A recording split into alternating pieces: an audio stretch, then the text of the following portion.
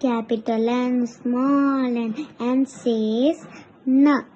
N for net, N for nail, N for nurse, N for nest. Let us write capital letter N. For that, go to the top, draw a vertical line. Again go to the top, draw a slanting line. Once again go to the top and draw a vertical line. 2 vertical lines and 1 slanting line make capital letter N. Next, small letter N. For that, draw a vertical line, go back, make a small curve, come down, down, down, stop.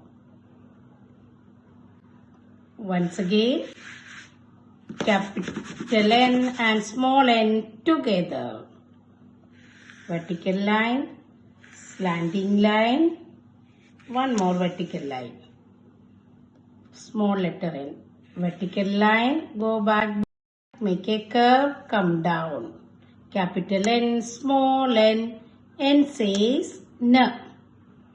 Practice daily. Bye bye children.